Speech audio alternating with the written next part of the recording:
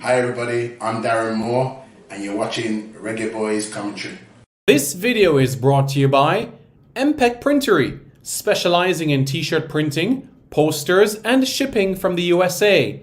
Call 876-775-6692 or 876-337-7374.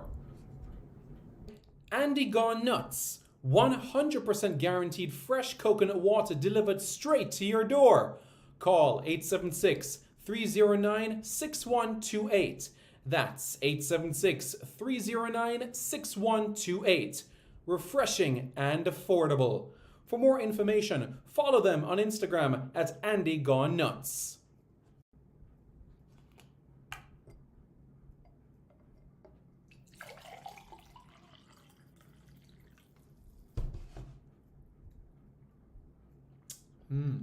Truly refreshing. And Crumble by Mrs. C. Old English fudge and other delectable sweet treats. Call or WhatsApp 876-586-0471. That's 876-586-0471. This video is also brought to you by BLC Jamaica Security Electronics, specializing in alarm system, video surveillance, camera system or CCTV, barrier system, gate automation, and access control. Call 876-320-7711. That's 876-320-7711 or 876-351-1105. That's 876-351-1105. Hello everyone, I'm Simon Preston and welcome back to Reggae Boyz commentary. Thank you guys so much for tuning in to another video on this channel with a very, very special guest that will be joining us today. And we'll be talking a little bit about what 2023 lies in store for Jamaican football. So if you haven't already, hit that like button and also subscribe to the channel as well. It's great to see the comments coming in. Good morning to everybody within the chat. Really, really appreciate it. So folks, without further ado, let me introduce to you a special guest on the platform, somebody I've worked with as well in analysis in the past as well, and it's an absolute pleasure to have him on this platform as well. And it's none other than Liam Henriquez. Liam, how's it going, man? I'm great. How are you? Doing good, man. All the best to you and the family for the new year, and hope everybody's good. Yeah, everything's good. Thank you for having me. It's an absolute pleasure, man. Firstly, just to catch up on everything, how's the World Cup, for you, watching it and everything, all the surprises and all of that.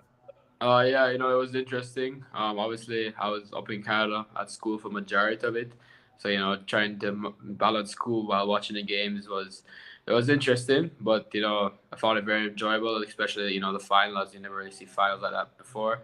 A different World Cup. Given the time it was during on the calendar.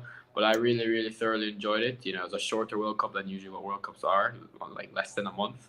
But I think it was one of the best World Cups yet. Fantastic World Cup. Yeah, and I mean, based on where you're watching the games, in Canada, did it feel like there was a buzz around football? Because, in Canada, there's a lot of interest around hockey or baseball or lacrosse. Did you feel that buzz for football in the No, country? definitely. I'll give you an example for the first game. We all went to the auditorium hall, the whole school to watch Belgium versus Canada, and there was a big excitement for that. Unfortunately, it didn't work out for Canada as we hoped it would. There was a lot of high hopes for them after finishing number one in CONCACAF qualifying, but they look for 2026 and build to that as they are part-time hosts. Yeah, for sure. And I mean, watching them in the tournament as a whole, do you think that, despite not getting the results, you thought that they did very well in the tournament? They acquitted themselves well? Yeah, I felt they played good football, but I definitely think they felt hard done by. I'm not getting as much out. They didn't even get a single point to them, or no, they did actually. But even specifically against Belgium, they were the better team, I would say.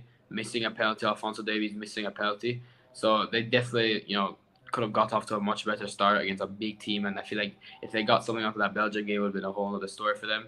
And they, even against Croatia, started the game very well, scored the first goal, and just I think lack of discipline and World Cup experience just that's kind of what played a part for them in their failures, but they definitely, looking specifically at how they played, have a lot to look to for 2026. Yeah. And I mean, at the back of your brain, did you say, you know, man, I really wish Jamaica was there with all the excitement and what Jamaica could have brought to the tournament? Was that a bit of disappointment from you as well? No, yeah, 100%. Because at school I'm going to, there's a lot of different cultures, a couple of Mexicans and Germans as well. So it's like I kind of want Jamaica to be a part of that as well. I obviously have a passion for the sport, a passion for World Cup specifically.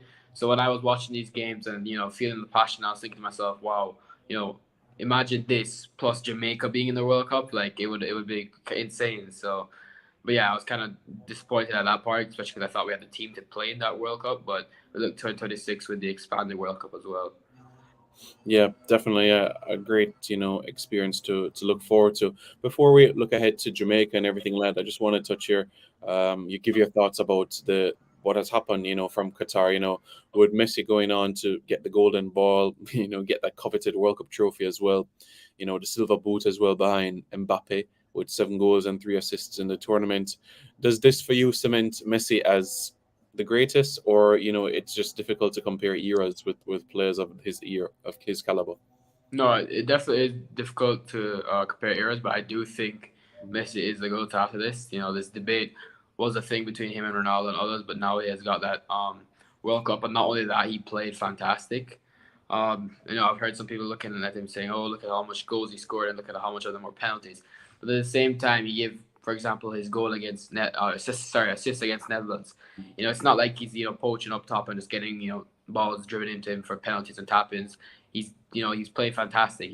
Fantastic setup against Netherlands, and we saw against Croatia the way he just completely, you know, destroyed Vardio, a fantastic defender in that. So at that age as well, it was very fantastic. We saw Ronaldo, probably 2 years older, just completely was shocking. Especially coming off a bad season with Man U. But yeah, I think it does cement him as the goal. Mm, yeah, definitely. A lot of persons would share the same sentiments as you. We see some chats coming in as well, guys. Good morning to everyone. And if you guys have any questions for Liam, do drop it in the chat as well. Liam has an extensive, footballing brain, whether it be international club football, any league you can ask. Liam can be able to jump in. But one of the main reasons I wanted to have Liam on this morning is to speak about from the Jamaican standpoint of things, and to talk about his thoughts moving forward. Liam, you've seen many Jamaica games. I mean, you watched a lot of the qualifiers as well. Before we look at 2023, you would have seen the qualifiers. What would you say was the reason why Jamaica didn't finish within that top three or top four? Is it cohesion? Was it chemistry? The lack of quality? Your thoughts really why we couldn't really get over the line like US, Canada, and Mexico did. I think cohesion and chemistry are definitely a big part to play. I saw often with the Jamaican team, like for every game, there was just like lineup was just constantly different. There was never that much of a consistent lineup. A couple consistent players, but I looked specifically at the Jamaica vs Panama game where we lost 3-0 at home.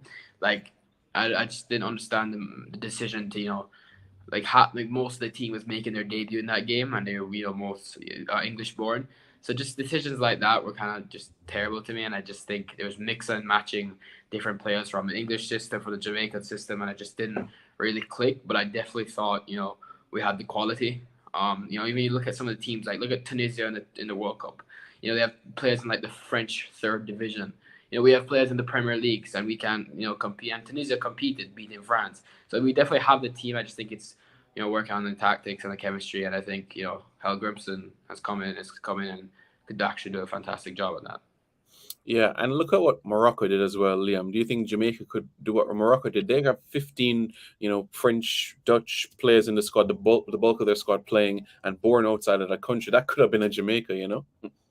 Oh yeah, definitely. If you look at the quality of players just on paper in their club sides, Yeah. definitely, kind of similar. So you never know. Yeah, definitely. We'll see what 2026 has in store for sure. So, as you know, this year that we have ahead, Liam, where there'll be the Nations League. Jamaica has Mexico coming up in March. And if Jamaica wins that game, they'll go to the semifinals. And come July, or rather late June, will be the Gold Cup. And, after that will be some friendlies. So basically 2023 there'll be some activity for the national team. So we've had Coach Hallgrimsson 2 games in. Your thoughts of basically how he has organized things. You saw the Argentina game and also the Cameroon game. Just him being in charge of things. No, yeah. Yeah. Like I definitely like the Cameroon game. Obviously it was a game where we played it out with strictly Jamaican nationals, but very impressive game, especially against a Cameroon side that was going into a World Cup. Argentina, not much to say about that other than it's just the mighty Argentina. We weren't terrible. I've seen us get battered before by big sides. Like France, who got like 7-love years ago. So I mean, two friendlies, one where we never had our full team, one against a big team that we don't really compete with. So not a lot to take from it. But one thing I do look in the future for Helgrims is the way he has coached his teams, like in Qatar Stars League and Iceland. They've been very defensively compact, like strong, very strong defensively. So I look to see that as we haven't been the greatest defensively, and how he'll get Damian Lowe to lead the line and not shy away from the rash challenges, and if we can really strengthen up defensively, because that's what Helgrimsson tends to do with his teams. Yeah, definitely something to pay keen and close attention to. And Liam, it's an interesting one because that Argentina game, Argentina were leading 1-0 up until the 89th minutes, and then here comes Messi with two pieces of brilliance. So it just goes to show how he is just organized defensively, at least for the early parts. And there's certainly a foundation to build upon for this year. So despite the 3-0 result, there's reason for optimism, if you understand what I mean. No, yeah, 100%. I just did, against Argentina, like you said, defensively compact. We saw that from the get-go with Helgrimsson. We've always had the fantastic attack, and we did under Coach White and everything. So I just think it's fix up the defense and also get some consistency in the attack with the likes of Leon Bailey and Antonio, get them firing on the regular. Right, exactly. And Liam, from seeing what Coach Hallgrimsson did with Iceland at the Euros, getting past England and stuff like that, and also he coached over in Qatar. He loves to use that 4-4-2 sort of system. And with Jamaica, we've often used that 4-3-3, where we use our pace to our advantage and go wide and stuff like that. Are you picky in terms of formation, or it really depends on the players that you have at your disposal? No, yeah, it definitely depends on the player at disposal. A 4-4-2 would be interesting. I'd like to see what I think that's what he played against Argentina. Looking back at it, so and I think it's Shamar Nicholson and Michael Antonio up top, and I quite like that actually. I think two fantastic strikers. With you Shamar Nicholson's height and Michael Antonio's explosiveness combined together in a strike partnership could definitely do levels. And then with Leon Bailey and like I said, Bobby Decker, whoever it may be, backing them up, I think that would work well. As you said, how Grimson has used that before, so probably smart for him to use what he's done before, especially as we do have the players for that formation. So I'd like to see that, and again, just like to see some consistency. I like to see Leon Bailey, finally show up on the international stage and kind of be one of those X factors for us, which he hasn't really been in recent years. Yeah, definitely. In national colours, there's certainly room for improvement where he's concerned. And at the back, Liam, with between the sticks with Andre Blake, for you, does he, remain, between the sticks for the next campaign? He's 32. Keepers can go till they're 40. Your thoughts about him remaining as Jamaica's number one moving forward? No, yeah, 100%. We've always had goalkeeping talent, and we do have some coming up, as we saw in the U20s. But I definitely think Andre Blake, he's our captain, has the experience, still a fantastic goalkeeper, so there's no reason to move him on from the sticks. Yeah, definitely keen to look out for. And the goalkeeping pool, as you made mention about, with Naya, Boyce Clark, certainly one to keep a close eye on. And certainly the others in the pool as well. Jamali Waite at Pittsburgh Riverhounds. Dylan Barnes is another option as well. And the likes of Corey Adai, who made his debut for Jamaica earlier this year against Catalonia, somebody to look at as well. So certainly options for Coach Hallgrimsson moving forward. So, Liam, 2023 Nations League, Gold Cup. For you personally, what are some of the things that you're hoping to see from Jamaica in this calendar year? Well, specifically looking to Gold Cup, semifinals last time in the Gold Cup and finals in the 2 ones before that. It's gonna be difficult because we've seen the resurgence of Canada to become a big side. Mexico and USA are playing great good football as well, especially the USA. So it's gonna be tough, but we've seen in the last years we weren't favorites or anything in that in those encounters either. So it just depends on how like it's a tournament, so it's like how our path works out. We could end up skipping, not playing the USA or not playing the Mexico in the semifinals, quarterfinals. So we could end up if we get a high seeding based on the Nations League and stuff, really get a good path to the final. And I would like to see us reach the final again and possibly nick a win. It's a tournament, Sure, 100%. We're not the best team in that tournament, but like I said, it's a tournament. We saw Morocco get to the semifinals. So I definitely think we could get all the way to the finals and try to win it. Yep, definitely something for us to pay attention to. Do you feel like winning a trophy this year, whether it might be Nations League, whether it might be the Gold Cup, do you think that might inspire others as well? From England that are playing in the Premier League, born in England, I might say, what, let me try represent the country of my heritage. No, yeah, because you have the likes of Ivan Toney and Amari Hutchinson, for example, both on the brink of England. Ivan Toney, kind of shocking about got selected for England, whether that was based on what's happening behind the scenes. Felt like Callum Wilson got selected, but he didn't. He definitely has the quality as of now to play for England, so it would be huge for us if we could recruit him based off that. Amari Hutchinson, has played one game for us, but obviously against Catalonia, so it doesn't count as a cap. But he's a huge Chelsea talent. So yeah, I definitely think if we win the Gold Cup, that is a huge achievement. And they'll look at that and say, okay, they're beating the likes of Mexico and USA, some pretty solid countries to that trophy, which is like, okay, I want to go represent them rather than get one or two England call-ups into a couple of random friendlies and not really properly play for the England team.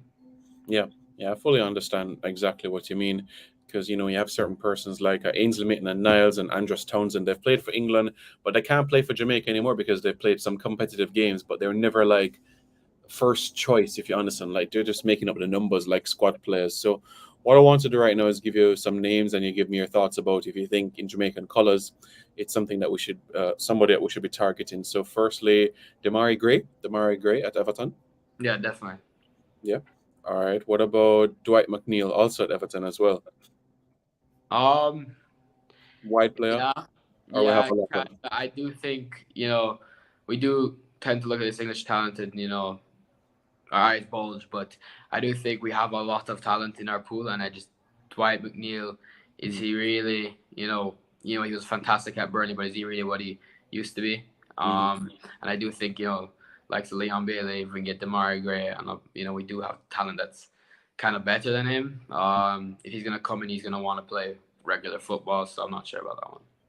All right, we have a question for you in the chat. Do you think that Jamaica should focus on a younger team or go with the best despite of their age? So like Antonio will be 33 this year. Do we still go with an Antonio, Oh yeah, no, we definitely want the experience. We've seen that we've been lacking kind of cohesion in recent years, especially in qualification for the World Cup. So I think the age experience will bring a lot to the team. Antonio's still running strong, but yeah, some young players to bring in will be good as well. I'd like to see the development of likes of some of the schoolboy football players. Like DJ and Richards. Tariq Zimenez just signed for Bruges in Belgium, so I'd like to see some of those players. How they develop at their respective club teams, where for him next, and if they can get included into the Jamaican squad. So yeah, I think definitely a mix and match because we do need that experience at the same time as a young talent. Okay, and speaking about that experience, Adrian Mariappa is 36. Does he, keep a role for you in the squad, even if it's not the qualifiers, but maybe the Gold Cup? Maybe he's played a lot with the Jamaica team, despite being English born. He's been playing with us since 2015, long time. Played Copa America, Gold Cup with us, so he has the experience. But at the same time, you look at Damian Lowe. I think he's in this he's not that old, but he has the experience that we need, and I think he's at a fantastic age right now, a fantastic point in his career to be playing for the Jamaican national team. So whether they would play it with each other, I'm not too sure, but I do think Damian Lowe has the experience to sort of lead that line, or it could be another young centre back beside him. But Mariappa, even if he doesn't start, is definitely a key addition with his experience and love for the team. All right, just a few other names for you as well. Dishon Bernard, who we know is at Manchester United. There's also Levi Colwill, who is at Brighton on loan from Chelsea. Two other central defenders. I mean, you spoke about Damian Lowe, but it doesn't hurt to have a bit more depth within the squad. Oh yeah, yeah, definitely. As they are young centre backs, like I said, Damien Lowe and them pair up.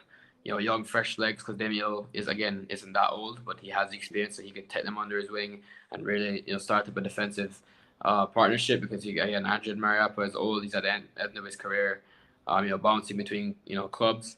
So if you want to kind of start up a partnership, it would be kind of now between Damien Lowe and one of those new upcoming centre backs. And yeah, I agree with depth. But the thing is, like, I would want a consistent side. Mhm. You want depth, but you want a consistent side. So you want depth, but you don't want, those players in that depth rotating 24/7. Every other game you have a new different lineup. So I'd like to see, you want the depth, but you want a consistent lineup going into qualification. Yeah. And for you personally, Liam, as you know, there's a lot of Jamaicans playing across the globe, whether in Europe or Asia, even in North America as well. The CPL, which is in Canada, and also, basically the MLS, and also below that is the USL as well. A lot of Jamaicans have ended up in the USL. So I'd love to hear your thoughts about the USL specifically, because it seems a market where it has attracted a lot of Jamaican players. And on the island, there's mixed views as it relates to if I should go to the USL or if he should stay on the island. Well, yeah, we've seen the likes of Junior Flemings like thrive in the USL. I think if you to make that decision, definitely go to the USL. I don't really see much players, coming out kind of the Jamaican Premier League. We don't see like, for example, way back when Billy Garner went from the Jamaican Premier League straight to Bolton. We don't kind of see those big deals anymore. We kind of see them moving on to the USL or MLS from the Jamaican Premier League. So I think if you go to the USL, you're kind of skipping a step, to be honest with you, and just getting your foot in the door already. And if you play fantastic in the USL, that there's no reason why you couldn't go up to the MLS. And we've seen recently that MLS players do have what it takes to come over and play in big league, especially in the Premier League. Mm. Have you ever had a chance to watch any of the games in the CPL live in person, being in Canada? Live in person, no, I have not. Okay. But I will Well, say then, it's not obviously anything compared to the MLS. Mhm. Compared to the USL, it's I would say the USL is probably a better league than it. To be honest with you, it's not great. Yeah, it's not great at all. But like, when you look at the Canadians, you look at Toronto FC and Vancouver and all of them, they don't play in the CPL. They play in MLS because MLS is obviously the big league. One thing I'd like to point out to my point earlier is, like, for example, Miguel Almiron is thriving in the Premier League right now. He came from the MLS from Atlanta United. Forget about that. He's thriving in the Premier League now. So if players can get into that USL, get to the MLS, and if they just thrive, the Premier League teams will look at them now and bring them over. Matt Turner as well. Yeah. True. Good point. Have you had a chance to watch any Toronto FC game in person? Yes, TF? yes. I've watched a couple. They're not too great right now, but Mhm. working on it. Yeah. But I mean, you've been to games in Jamaica and also in Canada as well. How does the atmosphere differ? Or is it different compared to watching a game in Jamaica versus watching a game in Canada? The culture, everything around attending. Well, Yeah. I mean, I guess it's always gonna be different because you're looking at club versus country. I watch Toronto FC games, not Canada games. But I much love the Jamaican atmosphere much better. You don't have horns over there, and obviously, as football isn't the main sport over there. It's not as thrived upon by the Canadian public. It's more hockey and basketball, the Raptors and the Leafs. But no, it was a good atmosphere.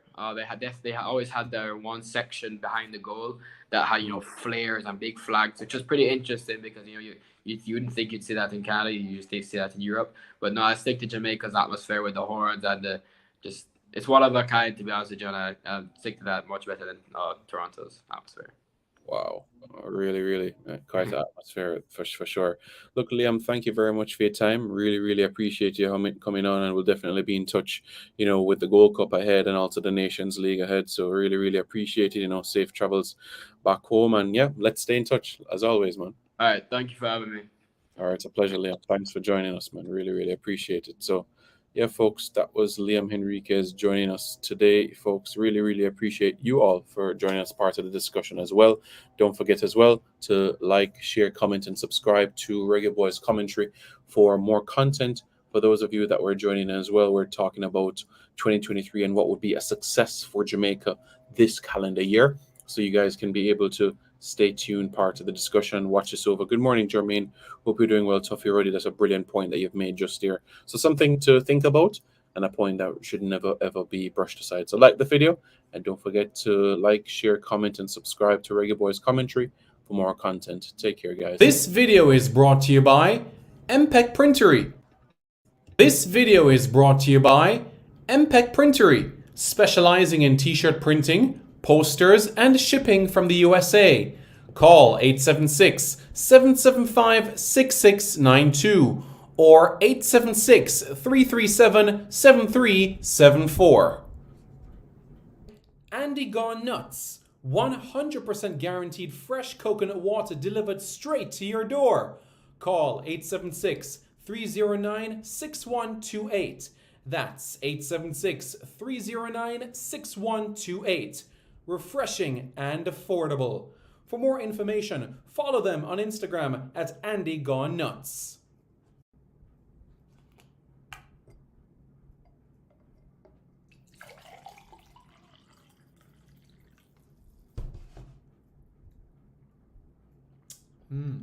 Truly refreshing. And Crumble by Mrs. C. Old English fudge and other delectable sweet treats. Call or WhatsApp 876-586-0471. That's 876-586-0471. This video is also brought to you by BLC Jamaica Security Electronics, specializing in alarm system, video surveillance, camera system or CCTV, barrier system, gate automation, and access control. Call 876-320-7711. That's 876-320-7711 or 876-351-1105. That's 876-351-1105.